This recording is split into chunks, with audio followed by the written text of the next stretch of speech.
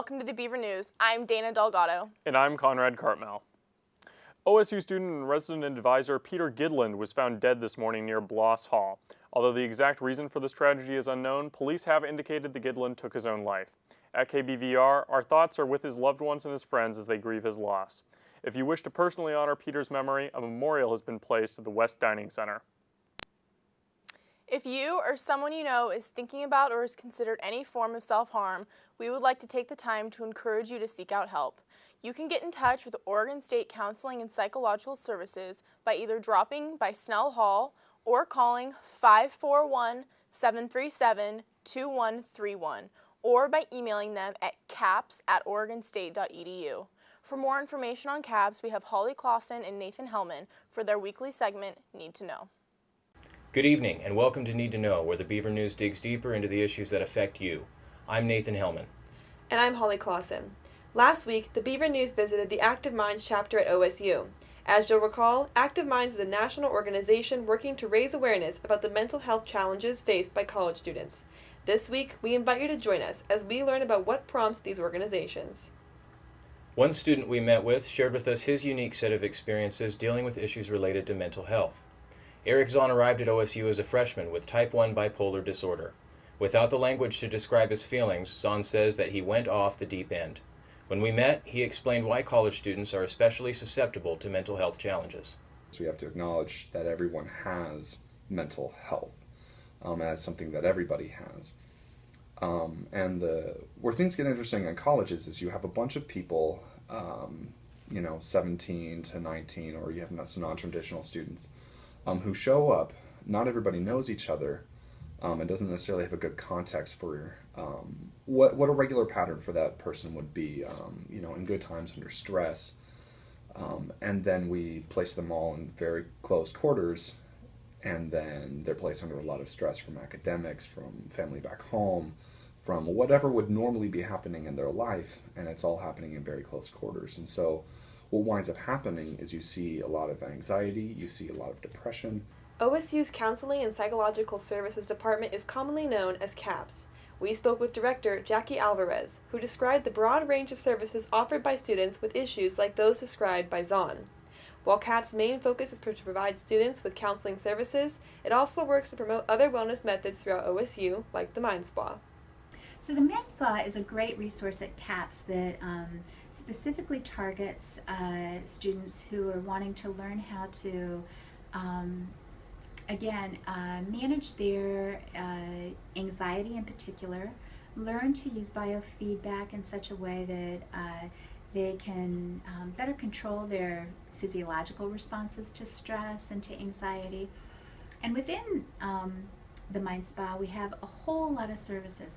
One, we have a light box, so students can come and use that on a regular basis. We have biofeedback programs that teach you how to use your breath and your mind to really calm your body down if anxiety is a part of what you're experiencing with seasonal affective disorder.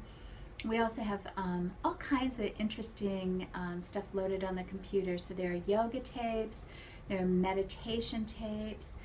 We have a great electronic massage chair, so sometimes when you're carrying a lot of stress in your body, it's nice just to get some massage to help work some of that out too.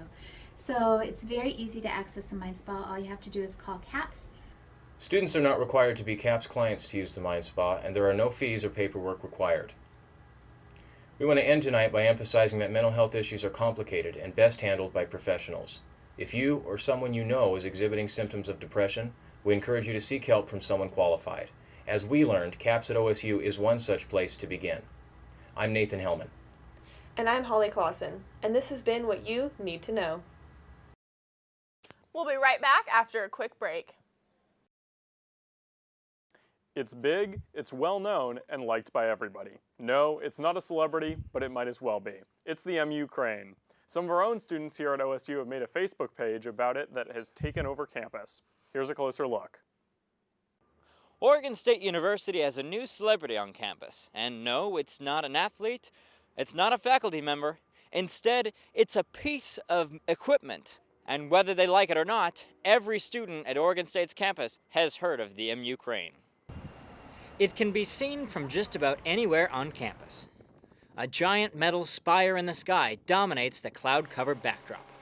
The crane. It's tall, and I mean, it's doing a good job. It's just kind of always been there. You know, I think it does good work making buildings. It's always watching. What do you mean by that? It's always watching. It's literally that. It's always there. People are kind of enamored with it for some reason. Some see it as a tool, others an eyesore, and yet others view it as a deity? You know, I've heard a lot of things about the MU crane.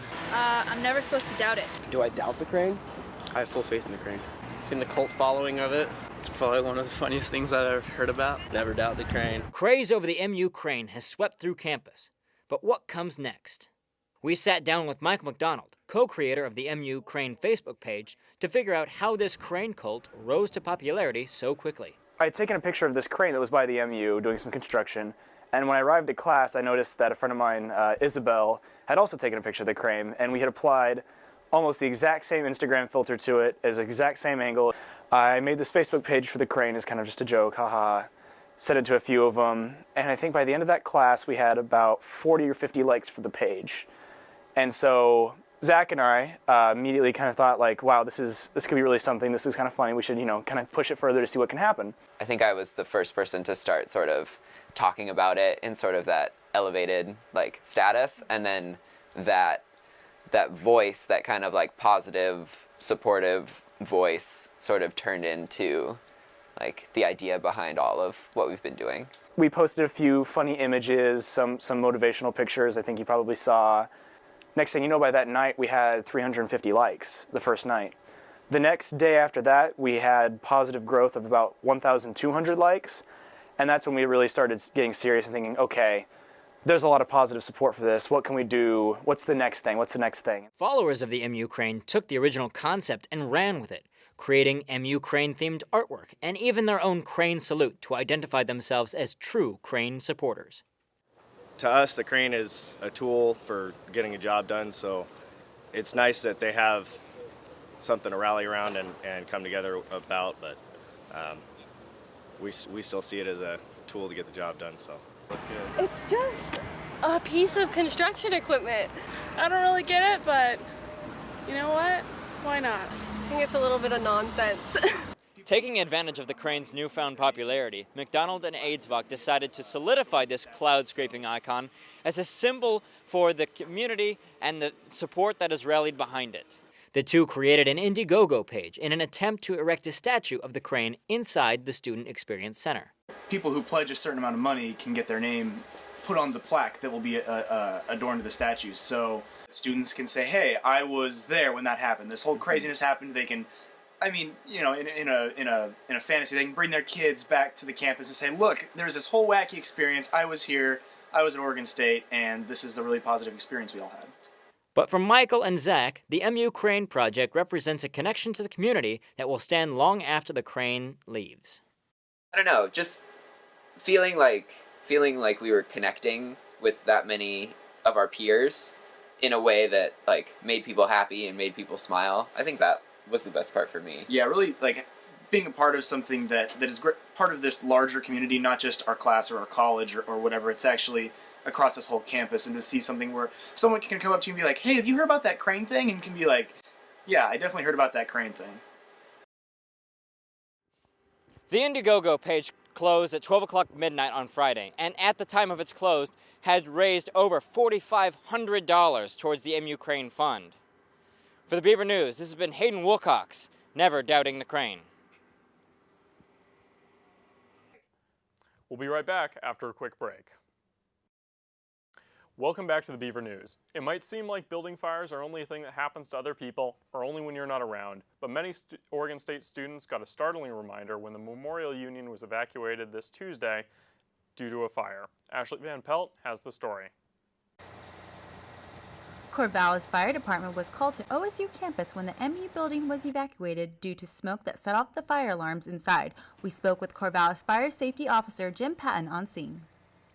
It was a failed belt, motor belt in the elevator control room. It's just, we don't know exactly why it failed, but when they fail, they tend to overheat and then possibly melt, and they give off smoke. the nearby smoke detectors, and that's what activated the alarm. So there was no fire, no serious threat to anybody in the building. The elevator will be down for probably a few hours, and that's about it. This has been Ashley Van Pelt with your Beaver News. The weather has really taken a turn for the worse this week. We went from sunny skies to a snowstorm in a matter of days. Aubrey Valentine is here to tell us more about the rapidly changing weather. Hey there, I'm Aubrey Valentine. Thanks for tuning into this week's weathercast. What a gorgeous day it is here at OSU. Brisk 32 degrees, bright sunshiny skies, and slight winds. This week, I went to the MU Quad to see how the weather affected students wanting to go to class. Let's see what they had to say.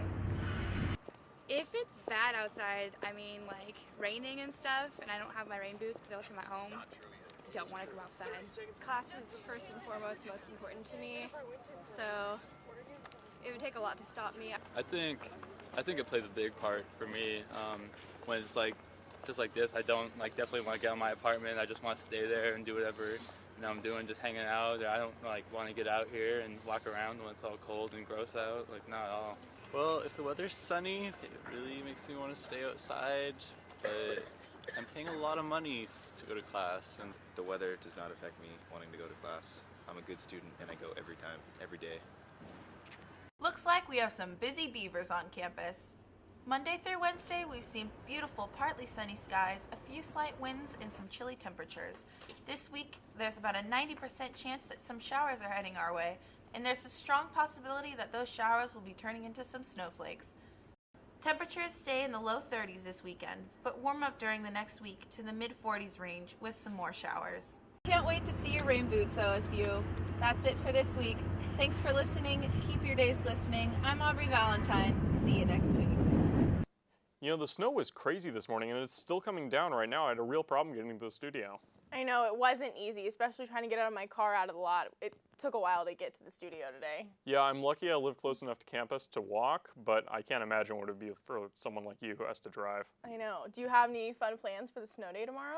Not really. I've got a lot of work going on, so I'm going to kind of hunker down and get stuff done. So productive. I've done pretty much nothing but watch movies so far, so I should probably do a little bit of studying. Well, you know, movies are good too. We'll be right back after the break.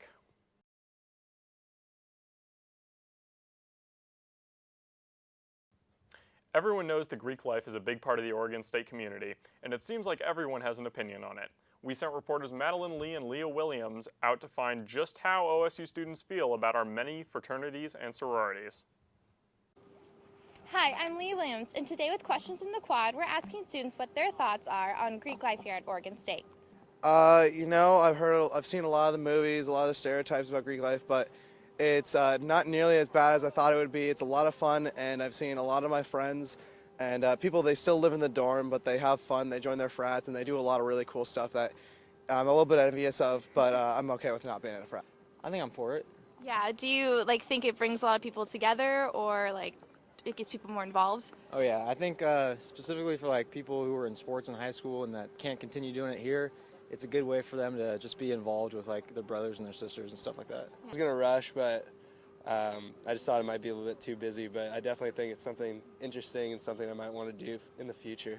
Do you think it's positive here at Oregon State? Yeah, I think it's a good thing. I mean, it's definitely good for the community.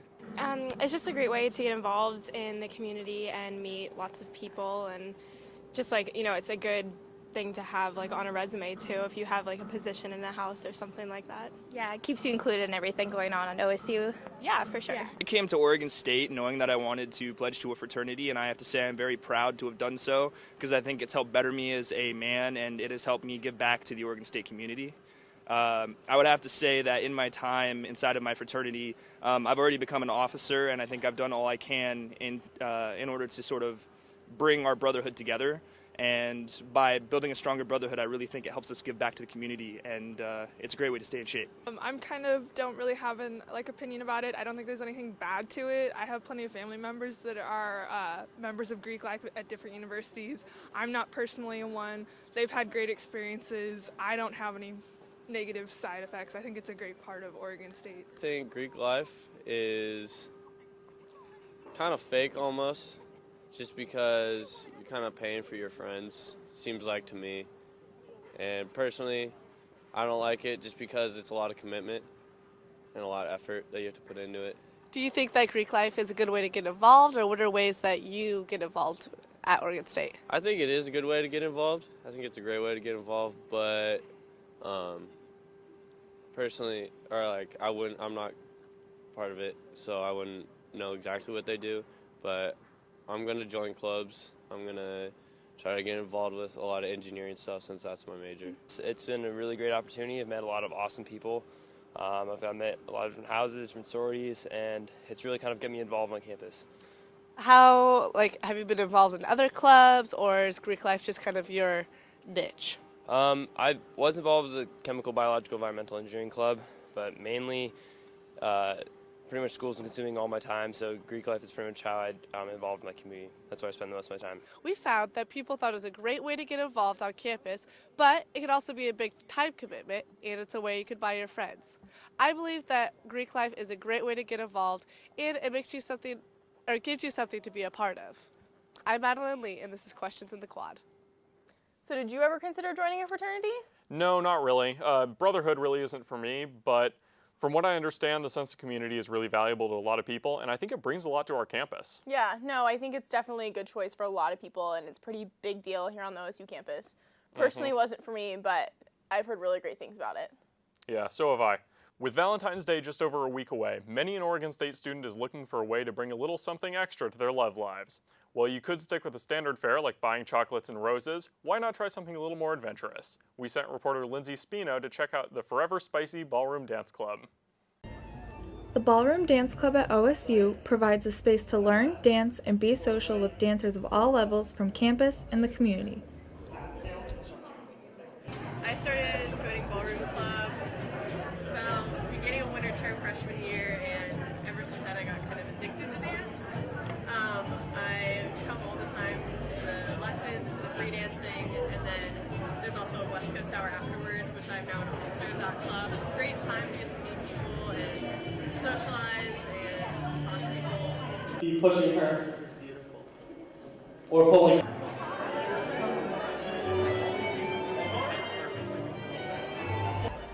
The club practices and holds dances throughout the term, incorporating a variety of styles and genres. It's the longest running club that's not government run. My favorite dance, it's definitely hustle, followed by samba. There's a lot of good memories.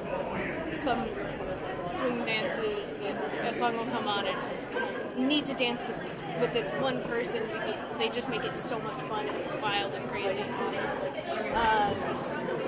There's been lots of good stuff. Circles. Some men. It's called check step. Side left. Forward right.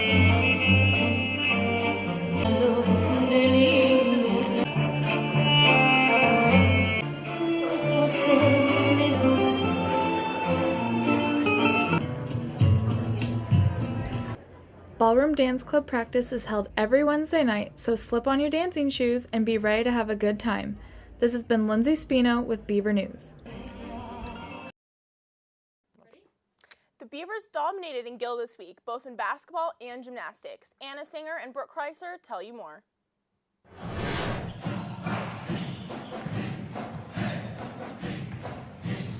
Number 16 ranked Oregon State gymnastics team tallied season highs in all 4 events on Monday as they upset number 12 Stanford in the annual Pink Out home meet in Gill Coliseum.